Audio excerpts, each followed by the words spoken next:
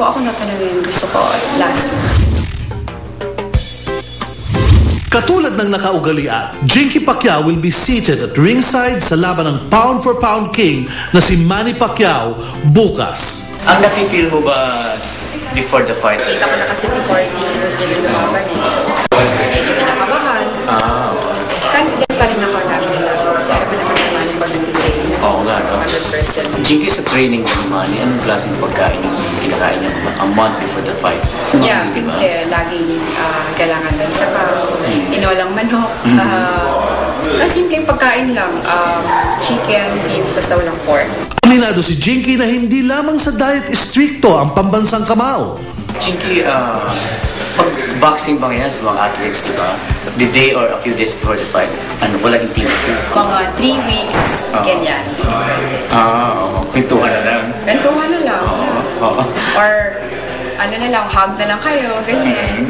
Minsan nakatalikod na siya. Hindi siya. Parang kinakamot ko yung likod niya pag natutulog yan, nakatalikod. Parang siguro ayaw niya na matempt pag magkaharap kami. So, tatalikod na lang siya. Samantala, kung si Mrs. Pacquiao ang masusunod, gusto na niyang magretiro ang People's Champ after ng laban nito kay Sugar Shane Mosley. Napag-usapan niyo ba yung tungkol sa retirement? Oo naman. Pag kami dalawa lang, pinag-usapan natin. Pero, parang nirespeto ko yung decision niya kung gusto niya pa. Kasi siya yung nakakaalam. Ano mensahe mo dun sa mga bukas, buong mundo, buong Pilipinas, nakatutok sa ano? Kasi nakatutok bukas sa fight. Anong mensahe mo sa kanila? Sa lahat ng mga Pilipino, sana supportahan ulit natin si Manny sa kanyang laban. Magkaisa po tayo na tulungan siya, ipagdasal siya, at sana manalo na sa lahat ng tulong niyo. Maraming salamat. Sana. Thank you, Pete. Thank you. Thank you, Jinky. Thank you.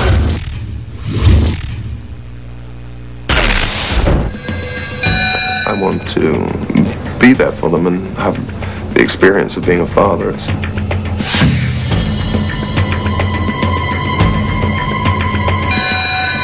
This coming May 11, ipapalabas na sa bansa ang Hollywood movie na Priest. Ibinase ang pelikulang ito sa isang Korean comics na may parehong pamagat.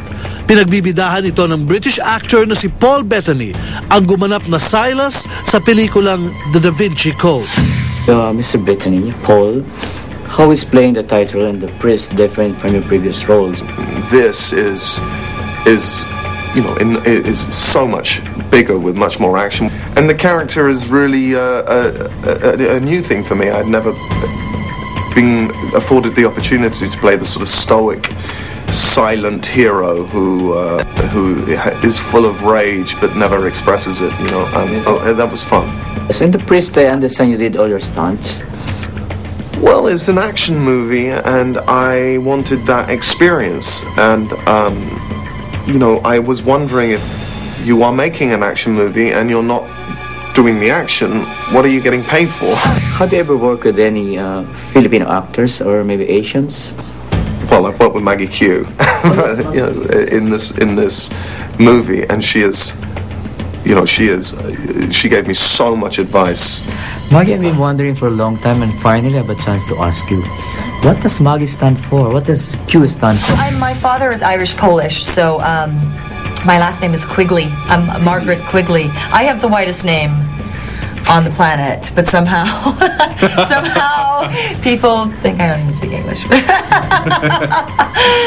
You're portraying a priest in the movie, and I remember from an interview you had with the New York Times that you're an atheist. Is it true? Yeah, I mean, I'm an atheist in the sense that I don't believe in a God that is conscious of us, but I believe absolutely in a creative force in the universe. So how do you keep a balance between being an actor and being a family man? They hardly ever collide. It's a fantastic job. I want to be there for them and have the experience of being a father. It's the most important thing to me. Thank you. Thank you so much. Thanks. Thanks, man. That's good.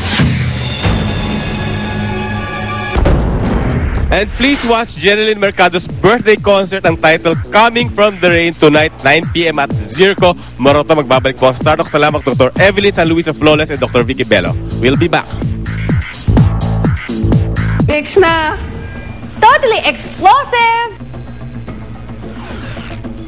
aktres, may natatanggap nga bang pagbabanta mula sa kanyang kapatid sa usapin ng paghahati ang benta ng bahay?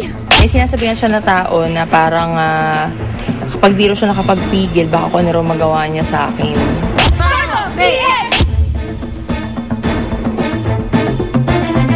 You select a Pinoy sorbetes litro.